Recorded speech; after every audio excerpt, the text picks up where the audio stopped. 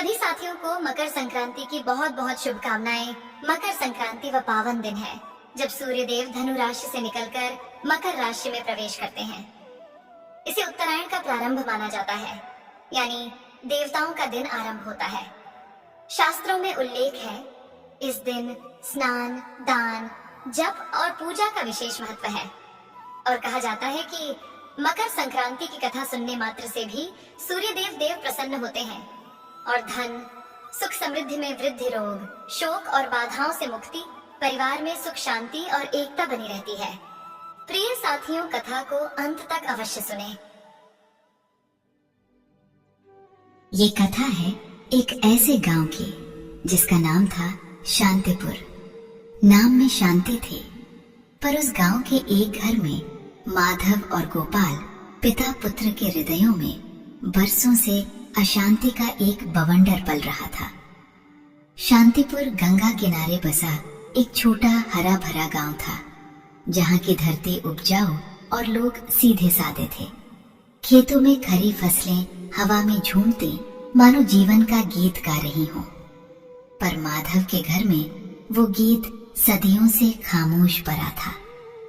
माधव एक 70 वर्षीय अनुभवी किसान, जिसकी त्वचा धूप और मिट्टी की कथा कहती थी।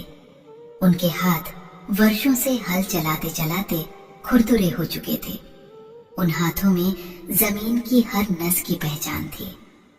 उनकी आंखें गहरी थीं, जिनमें एक शांत पीरा का सागर लहराता रहता था। उनका पुत्र गोपाल उन आंखों का तारा था एक समय। आज वही तारा उनसे दूर अपने ही अहंकार के आकाश में अकेला चमक रहा था। गोपाल भी किसान था, 35 साल का मजबूत नौजवान, जिसकी भुजाओं में शक्ति थी और विचारों में नई क्रांति। पर उसके मन में एक करवाहट थी जो उसे अपने पिता से दूर ले गई थी। 5 साल पहले की बात है। उस साल मॉनसून कुछ रूठा रूठा सा था और फसलें सूखने लगी थीं। गोपाल, जो हमेशा से कुछ नया करने का शौकीन था, एक नई सिंचाई पद्धति आजमाना चाहता था। माधव परंपराओं में पले बड़े पुराने तरीकों पर अटल थे। अरे बेटा, ये सब शहरों के ढोंग है। हमारी धरती पर यही तरीका काम आता है जो हमारे पुरखों ने हमें सिखाया है, माधव ने बड़ी सहजता से कहा था। पर गोपाल के लिए ये शब्द किसी जहर से कम न थे। उसे लगा उसके पिता उस पर विश्वास नहीं करते, उसकी सोच को महत्व नहीं देते। आपकी सोच ही पुरानी हो गई है पिताजी, यही कारण है कि हम कभी आगे नहीं बढ़ पाते। गोपाल ने गुस्से में पलटवार किया था। उस दिन शब्दों की मर्यादा टूटी थी और रिश्तों की डोर भी। अगर तुम्हें मेरी सोच से इतनी दिक्कत है तो अपनी सोच से ही जीवन जियो। मेरा दरवाजा तुम्हारे लिए बंद है, माधव ने क्रोध में कहा था। उनके भीतर भी अपने बेटे की कड़वी बात से गहरा घाव लगा था। गोपाल ने बिना एक शब्द कहे अपना सामान उठाया और गांव के दूसरे छोर पर अपनी एक छोटी सी जमीन पर अलग घर बना लिया। तब से 5 साल बीत गए थे। वे दोनों एक ही गांव में रहते थे, एक ही बाजार में मिलते, एक ही खेतों की मेर पर काम करते, पर उनकी आंखें एक दूसरे से कभी नहीं मिली। जब भी वे एक दूसरे के पास से गुजरते, एक असहज चुप्पी, एक अनदेखी दीवार उनके बीच खड़ी हो जाती। माधव का दिल हर पल अपने बेटे के लिए धड़कता, पर उसका अहंकार और अपने बेटे की उस दिन की कटु बातें उसे पास जाने से रोकती थीं।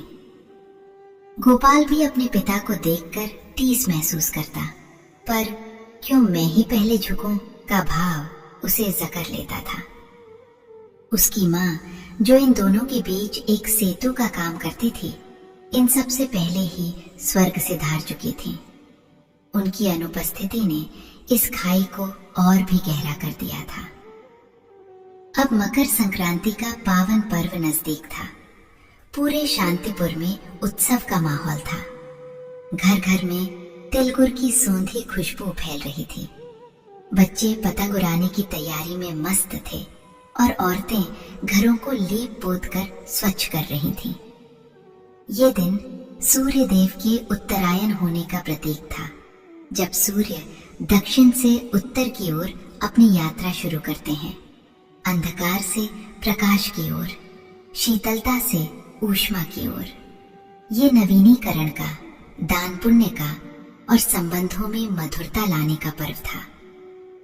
माधव अपने छोटे से घर की चौखट पर बैठे दूर खेतों को निहार रहे थे। उनकी आंखें सूनी थीं। मकर संक्रांति आती और चली जाती, पर उनके जीवन में कोई उत्तरायण नहीं होता। उनका बेटा उनके पास से कितनी बार गुजरता, पर कभी पलट कर नहीं देखता। एक लंबी आह उनके सीने से निकली। हे राम, कब तक ऐसे चलेगा? उधर गोपाल भी अपने खेतों में काम करते हुए उदास था। मकर संक्रांति का ये उल्लास उसे खिन्न कर रहा था। उसके घर में कोई उत्साह नहीं था, कोई मनाने वाला नहीं था। वो अक्सर अपनी पत्नी की मृत्यु के बाद से अकेला ही रहता था, और पिता के अलग हो जाने से उसकी दुनिया और सिमट गई थी। उसे याद आया बचपन में मकर संक्रांति के दिन पिताजी कैसे सुबह सुबह उसे गंगा में स्नान कराने ले जाते थे, फिर तिलगुड़ खिलाते और मंदिर ले जाकर कथा सुनते। उन दिनों उनके बीच कितना प्यार था। एक कसक उसके दिल में उठी, जिसे उसने तुरंत दबा दिया। नहीं, गलती उनकी थी, मैं क्यों याद करूं वो सब। मकर संक्रांति की पूर्व संध्या पर गांव के ठाकुर बाबा, जो गांव के सबसे वृद्ध और ज्ञानी व्यक्ति थे, माधव के पास आए। अरे माधव, क्या हुआ? इतनी उदासी क्यों है चेहरे पर? मकर संक्रांति है कल, खुश हो। माधव ने ठाकुर बाबा की ओर देखा। उनकी आंखों में नमी तैर आई। क्या बताऊं बाबा, ये मकर संक्रांति भी एक और साल लाती है, पर मेरे बेटे और मेरे बीच की दूरी मिटती नहीं। ठाकुर बाबा ने उनके कंधे पर हाथ रखा। माधव, सूर्य उत्तरायण होते हैं, समय बदलता है। क्या पता इस बार सूर्य देव तुम्हारे जीवन में भी प्रकाश ले आए। उन्होंने एक गहरी सांस ली। कल सुबह मंदिर में कथा होगी, गोपाल भी आता होगा ना? माधव ने सिर झुका लिया। पता नहीं बाबा, वो तो मेरा चेहरा भी नहीं देखना चाहता। अगली सुबह मकर संक्रांति का दिन था। कड़ाके की ठंड थी, पर सूर्य देव की पहली किरणें धरती पर पड़ते ही एक नई स्फूर्ति भर गईं। गांव के लोग टोलियों में गंगा स्नान के लिए निकल पड़े। माधव भी अपने बूढ़े शरीर को समेटते हुए गंगा की ओर चल पड़े। उनके मन में एक अजीब सी बेचैनी थी। आज मंदिर में पंडित जी विशेष सूर्य देव की कथा सुनाने वाले थे। गंगा के निर्मल जल में स्नान कर माधव ने अपने शरीर को शुद्ध किया। उन्होंने सूर्य देव को जल अर्पित किया। ओम सूर्याय नमः का जाप करते हुए। उनकी आंखें बंद थीं और उनके होठों पर बस एक ही प्रार्थना थी, हे सूर्य देव, मेरे और मेरे गोपाल के बीच की बर्फ पिघला दो। उधर गोपाल भी अपनी आदत के मुताबिक सुबह उठकर अपने खेतों की ओर चल पड़ा, पर आज उसके कदम मंदिर की ओर मुड़ गए। उसे नहीं पता था क्यों। शायद उसे बचपन की वो यादें खींच रही थीं। उसने भी गंगा में डुबकी लगाई, पर बिना किसी से बात किए। उसकी नजरें हर जगह अपने पिता को ढूंढ रही थीं, पर उसे देख नहीं पा रहा था। उसे लगा शायद पिताजी अभी तक नहीं आए। वो भीगी धोती में ही मंदिर की ओर चल पड़ा। मंदिर में भीड़ जुटने लगी थी। पंडित जी, जिन्हें लोग ज्ञानी बाबा कहते थे, अपनी जगह पर विराजमान हो चुके थे। उन्होंने गंगा जल छिड़क कर वातावरण को और पवित्र किया और अपनी गंभीर मधुर वाणी में कथा आरंभ की। माधव मंदिर के एक कोने में बैठे थे। उनकी आंखें छत की ओर लगी थीं, जैसे ईश्वर से कोई उत्तर ढूंढ रही हों। गोपाल भी आया और भीड़ में सबसे पीछे एक खंभे के सहारे बैठ गया। उसकी नजरें मंदिर में हर चेहरे को टटोल रही थीं, पर उसने जानबूझकर माधव की ओर नहीं देखा। उसकी आंखों में अभी भी एक अरियल भाव था। पंडित जी ने अपनी कथा शुरू की। आज मकर संक्रांति का पावन पर्व है। आज के दिन सूर्य देव दक्षिणायन से उत्तरायण होते हैं। ये केवल दिशा का परिवर्तन नहीं है, ये एक गहन आध्यात्मिक संदेश है मेरे प्यारे भक्तों। गोपाल ने अनमने भाव से सुना। उसे लगा ये सब पुरानी बातें हैं, उसका इनसे क्या लेना देना। पंडित जी आगे बोले, सूर्यदेव क्या करते हैं? वो बिना किसी भेदभाव के सबको प्रकाश देते हैं। वो अंधकार का नाश करते हैं, जीवन को ऊर्जा देते हैं, वनस्पतियों को पोषण देते हैं। वो किसी से नहीं पूछते कि तुम अमीर हो या गरीब, ब्राह्मण हो या शूद्र, मेरे दोस्त हो या मेरे दुश्मन। उनका प्रकाश तो सब पर समान रूप से पड़ता है। गोपाल के कान में ये शब्द पड़े, बिना किसी भेदभाव के। उसे अपने पिता की याद आई। क्या उसके पिता ने भी उसके साथ कोई भेदभाव किया था? नहीं, शायद नहीं, बस अपनी पुरानी सोच पर अड़े थे। जब सूर्य उत्तरायण होते हैं तब वे शीतलता को पीछे छोड़ ऊष्मा की ओर बढ़ते हैं। ये हमें सिखाता है कि जीवन में कभी कभी हमें भी अपने शीतल यानी ठंडे पड़े रिश्तों को गर्माहट देनी चाहिए। हमें अपने मन की दक्षिणायन सोच को, जहां हम केवल अपने सुख दुख देखते हैं, उसे छोड़कर उत्तरायण होना चाहिए, जहां हम दूसरों की खुशी, दूसरों के दर्द को भी समझते हैं। पंडित जी की वाणी में गहरा भाव था। माधव की आंखों में आंसू आ गए। वो मन ही मन प्रार्थना करने लगे, क्या मेरा गोपाल भी ये सब सुन रहा होगा, समझ रहा होगा? गोपाल के मन में एक बेचैनी होने लगी।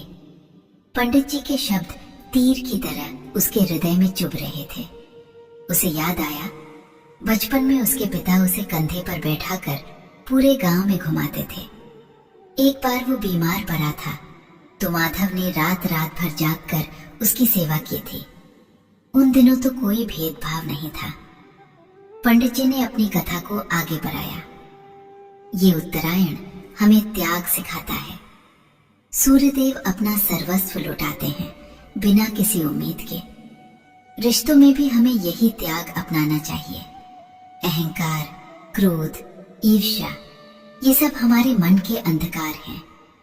जैसे सूर्य इन अंधकारों को मिटाते हैं, वैसे ही हमें भी अपने अहंकार की रात्रि को छोड़कर क्षमा के सूर्योदय की ओर बढ़ना चाहिए। अहंकार। गोपाल के मन में ये शब्द गूंज उठा। क्या ये सच नहीं था? उसका अपना अहंकार ही तो था जो उसे अपने पिता के पास जाने से रोक रहा था। उसने सोचा था, मैं क्यों झुकूं? गलती उनकी थी। पर क्या गलती सिर्फ उनकी थी? क्या उसका गुस्सा, उसका कठोर जवाब, उसकी जिद कम बड़ी गलती थी? उसने अपने पिता के उम्र भर के त्याग को उस एक पल के गुस्से में भुला दिया था। गोपाल की आंखों में अचानक नमी सी आ गई। उसे याद आया, उसकी मां के देहांत के बाद जब वो पूरी तरह टूट गया था, तब माधव ने ही उसे संभाला था। उन्होंने ही उसे समझाया था कि जीवन में आगे बढ़ना होता है, चाहे कितने भी कष्ट क्यों ना आए। वे तब भी तो उसके पिता थे, उसके गुरु थे। पंडित जी ने कहा, मकर संक्रांति पर तिलगुड़ का दान क्यों किया जाता है? तिल में तेल होता है जो प्रेम का प्रतीक है। गुड़ मीठास का प्रतीक है। हमें अपने रिश्तों में प्रेम और मीठास घोलनी चाहिए। करवाहट को त्याग देना चाहिए। जैसे सूर्य बिना भेदभाव के सबको प्रकाश देता है, वैसे ही रिश्तों में भी बिना शर्त प्रेम बांटना चाहिए। गोपाल की आंखों से अब आंसू छलकने लगे थे। वो जोर से रोना चाहता था, पर उसने खुद को संभाला। उसे समझ आ रहा था कि उसने कितना समय व्यर्थ कर दिया, कितनी खुशियां गंवा दी अपने अहंकार की वजह से। उसका पिता, जो बुढ़ापे में उसके सहारे का हकदार था, वो अकेला जी रहा था। माधव की कमर झुकी हुई थी, बालों में चांदी उतर चुकी थी, चेहरे पर गहरी झुर्रियां थीं। ये सब उसने कब देखा था ठीक से? वो तो हमेशा अपनी आंखों पर अहंकार की पट्टी बांधे रहा था। नहीं, अब और नहीं। गोपाल के मन में एक दृढ़ निश्चय उभरा। उसकी सांसें तेज हो गईं। उसे अब अपने पिता को देखना था। उसने भीड़ में अपनी नजरों को दोहराया। उसकी आंखें माधव पर पड़ी। माधव, जो कथा सुनते सुनते अपने आंचल से आंसू पोंछ रहे थे, उनके चेहरे पर वही पुरानी पीड़ा झलक रही थी। वो इतने कमजोर दिख रहे थे। गोपाल का दिल चीत्कार कर उठा। ये मैंने क्या किया? मैंने अपने पिता को कितना दर्द दिया। पंडित जी ने कथा का समापन किया।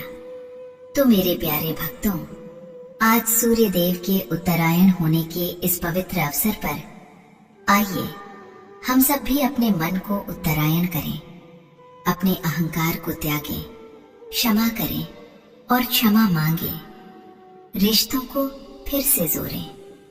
क्योंकि असली मकर संक्रांति तभी है जब हमारे हृदय में भी प्रेम का सूर्योदय हो। कथा समाप्त होते ही मंदिर में हल्की हलचल हुई। लोग अपने अपने घरों की ओर चलने लगे, पर गोपाल अपनी जगह पर बैठा रहा। उसकी आंखों से आंसू थम नहीं रहे थे। उसका शरीर कांप रहा था। एक अदृश्य शक्ति उसे अपने पिता की ओर खींच रही थी। माधव धीरे धीरे उठे। उनकी पीठ झुकी हुई थी, कदम लड़खड़ा रहे थे। जैसे ही वो मुड़े, उनकी नजर गोपाल पर पड़ी। एक पल के लिए उनकी आंखें मिली। माधव की आंखों में सदियों की प्रतीक्षा थी और अब एक हल्की सी उम्मीद की चमक भी थी। पर वे कुछ बोल नहीं पाए, बस देखते रहे। गोपाल ने एक लंबी सांस ली, अपने आंसुओं को पोंछा और अपने स्थान से उठा। उसके अंदर का अहंकार पिघल चुका था, जैसे बर्फ सूरज की रोशनी में पिघल जाती है। उसकी आंखें लाल थीं, पर उनमें अब कोई करवाहट नहीं थी, केवल पश्चाताप और प्रेम था। गोपाल धीरे धीरे अपने पिता की ओर बढ़ा।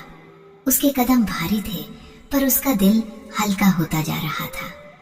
मंदिर में कुछ लोग अभी भी मौजूद थे, जिन्होंने गोपाल को अपने पिता की ओर बढ़ते देखा। गांव के कुछ बड़े बुजुर्गों की आंखें भी नम हो गईं। वे जानते थे इन पिता पुत्र के बीच क्या हुआ था। जैसे ही गोपाल माधव के पास पहुंचा, उसने बिना कुछ सोचे समझे, बिना एक भी शब्द बोले उनके पैरों पर गिर पड़ा। पिताजी, बस एक ही शब्द उसकी जुबान से निकला और वो उनके पैरों से लिपटकर फूट फूट कर रोने लगा। उसके आंसुओं ने माधव के वृद्ध खुरदुरे पैरों को भिगो दिया। माधव चौंक उठे। उन्होंने कभी सपने में भी नहीं सोचा था कि ये दिन आएगा। उनके हाथ कांपने लगे। उन्होंने गोपाल को उठाने की कोशिश की, पर गोपाल नहीं उठा। वो बस रोता रहा। मुझे माफ कर दीजिए पिताजी, मैंने बहुत बड़ी गलती की। मेरा अहंकार मेरी आंखों पर पट्टी बांधे हुए था। आप तो सूर्य देव की तरह हमेशा मुझे प्रकाश देते रहे और मैं अज्ञानी। माधव की आंखों से भी आंसुओं की धारा बह निकली। उन्होंने गोपाल को कसकर अपनी बाहों में भर लिया। वो अपने बेटे को सीने से लगाए रोते रहे। वर्षों का दर्द, वर्षों की पीड़ा, वर्षों की प्रतीक्षा, सब कुछ उन आंसुओं में धुल गया। अरे बेटा, अरे मेरे गोपाल, मेरा लाल, उठो। कोई पिता अपने बेटे से नाराज नहीं रह सकता। मैं कब से ये पल का इंतजार कर रहा था। उन दोनों का मिलन देखकर मंदिर में मौजूद हर आंख नम हो गई। कुछ स्त्रियां अपनी साड़ी के पल्लू से आंसू पोंछ रही थीं। ज्ञानी बाबा ने एक गहरी सांस ली और अपने हाथ जोड़ लिए। आज सही मायने में मकर संक्रांति हुई है। आज दो हृदयों का उत्तरायण हुआ है। माधव ने गोपाल का चेहरा अपने हाथों में लिया। चल बेटा, घर चल। आज मेरे घर में फिर से तिलगुर बनेगा। आज मकर संक्रांति का असली उत्सव है। दोनों पिता पुत्र कंधे से कंधा मिलाकर मंदिर से बाहर निकले। सूर्य देव की किरणें उनके चेहरों पर रही थीं, जैसे उन्हें आशीर्वाद दे रही हों। गांव वाले उनकी ओर देख रहे थे। उनकी आंखों में अब उदासी नहीं, बल्कि एक गहरी खुशी थी। उस दिन शांतिपुर गांव में एक नई रौनक थी। माधव के घर में बरसों बाद चूल्हा जला और तिल गुड़ की सूंधी खुशबू एक बार फिर वातावरण में फैल गई। गोपाल ने अपने पिता के पास बैठकर तिल गुड़ खाया और उस स्वाद में उसे अपने बचपन की सारी मिठास मिल गई। माधव ने अपने बेटे के सिर पर हाथ फेरा और उनकी आंखों में अब केवल प्रेम और संतुष्टि थी। उस दिन से माधव और गोपाल फिर कभी अलग नहीं हुए। गोपाल ने अपने पिता के अनुभव और अपने नए विचारों को मिलाकर खेती में नए आयाम स्थापित किए। उसने अपने पिता से सीखा कि अनुभव भी उतना ही महत्वपूर्ण है जितना नवाचार, और माधव ने अपने बेटे से सीखा कि परिवर्तन को स्वीकार करना भी जीवन का एक हिस्सा है। शांतिपुर के लोग कहते थे कि उस मकर संक्रांति पर केवल सूर्य ही उत्तरायण नहीं हुए थे, बल्कि माधव और गोपाल के हृदयों में भी प्रेम और क्षमा का सूर्योदय हुआ था। ये कथा आज भी शांतिपुर में सुनाई जाती है, जो हमें सिखाती है कि अहंकार छोड़कर रिश्तों में आगे बढ़ना ही जीवन का सच्चा प्रकाश है, क्योंकि रिश्तों की गर्माहट ही हमें हर शीतलता से बचा सकती है और क्षमा की शक्ति से बड़ा कोई दान नहीं। प्रिय साथियों, इस वीडियो में मकर संक्रांति की पावन व्रत कथा यहीं पर समापन होती है। हम कामना करते हैं कि भगवान सूर्यदेव की कृपा आप सभी पर बनी रहे। जय सूर्यदेव, जय हो जगत पिता।